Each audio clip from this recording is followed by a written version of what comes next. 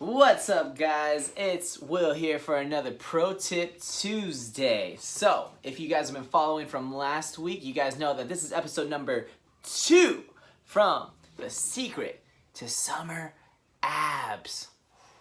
Shh, don't tell anybody. It's just between you and I, alright?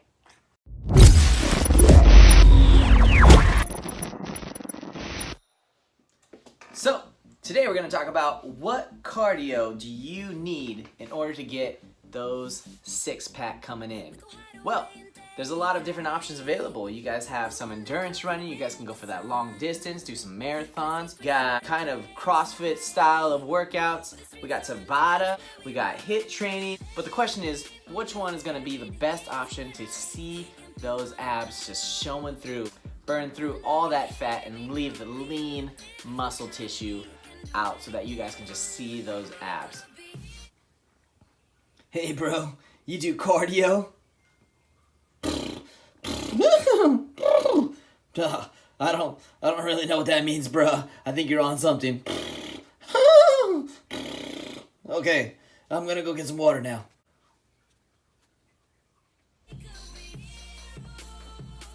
Okay, well, let's talk about it, alright? Which one is going to be the best? So, first and foremost, what is the purpose of cardio?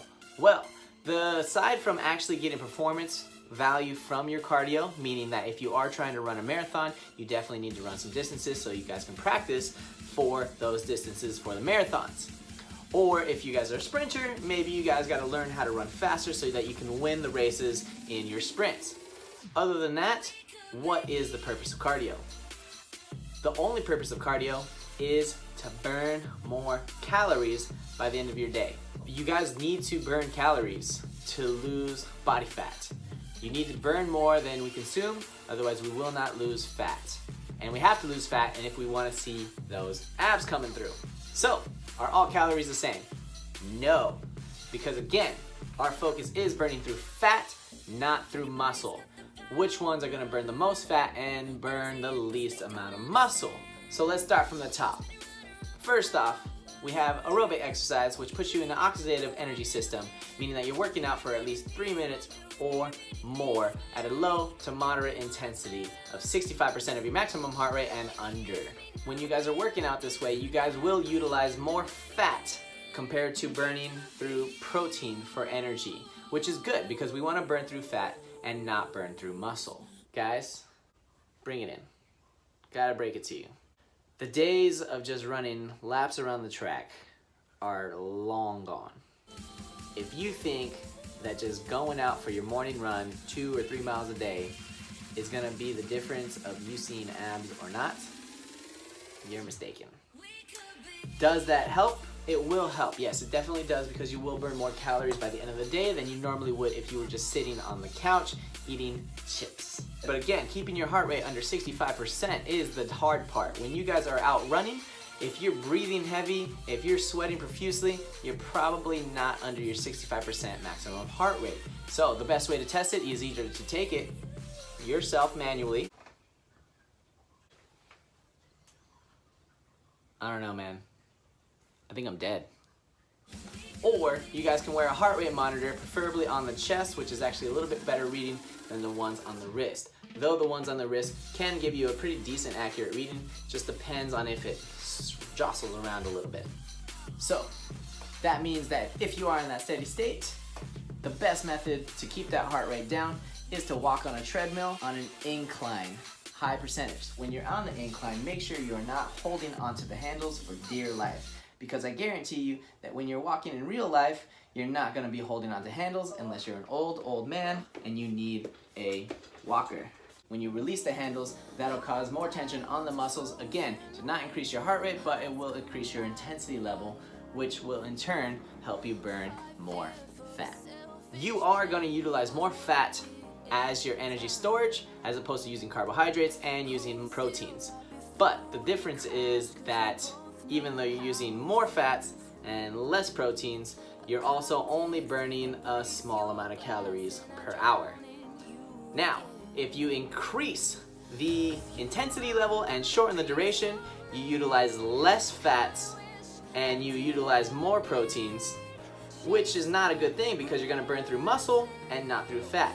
But you're going to increase the amount of calories that you burn during a short duration. So, in a high intensity interval state, HIIT training, you can actually burn about the same amount of calories within 10 to 15 minutes as you would running around the track for an entire hour. Wait, so you mean to tell me that I can work out less time and burn more calories? That's exactly what I'm saying, Will. Plus, when you guys hit those high intensity, you're also gonna hit something called EPOC, excess post-exercise oxygen consumption, which means that you guys will be burning more calories after your workout because your metabolism will spike and increase, which means you'll be burning more calories throughout the rest of the day and even sometimes into tomorrow. So HIIT training can be better for you than the aerobic steady state cardio, but some people might not be able to get to that intensity in that short duration. So what's another option? Tabata. I know we guys all like to try new things such as Tabata. That's where you work for 20 seconds and you get 10 seconds of rest. But you go for 8 sets. The thing is that Tabata is really great if you push to a maximum intensity during your 20 seconds. Some people utilize Tabata as just, let me just do some reps or some jumping jacks during the 20 seconds. That's good, you're burning calories, but the whole point of Tabata is to increase that heart rate and then let it drop. Again, it is another form of that HIIT training, so getting that heart rate to spike, metabolism boost, and getting all the effects of the EPOC. And lastly, if you guys have ever been to CrossFit, you guys know that they actually incorporate a little bit of lifting with their cardio and mix it all together. This is a great form of exercise and it does help you build a lot of lean muscle mass and burn a lot of fat. But is it the most efficient way? I'm gonna get a lot of heat from CrossFitters for this, but no. Though it is great exercise, the fact of the matter is if you guys really want a more efficient way to burn through fat and build lean muscle mass, you actually want to separate your lifting and your cardio. That means that if you're doing high intensity interval training or power and explosive training, you'll want to start with that first. Then you'll want to do your heavy lifts so that you guys build the most muscle mass possible, and then you will finish up with your steady state and low intensity cardio.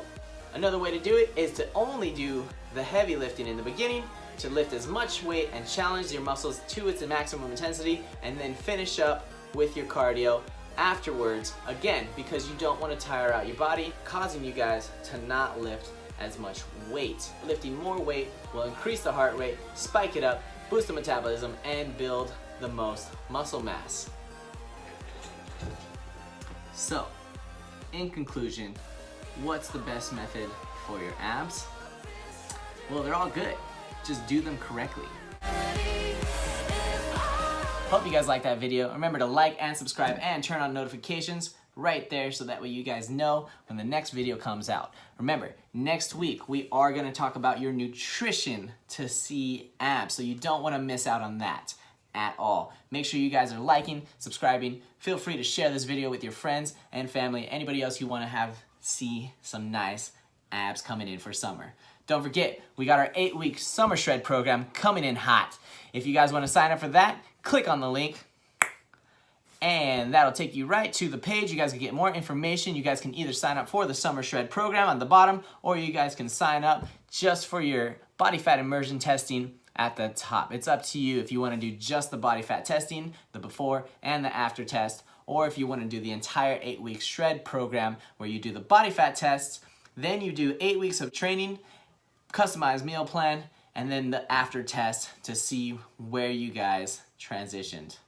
Talk to you guys soon.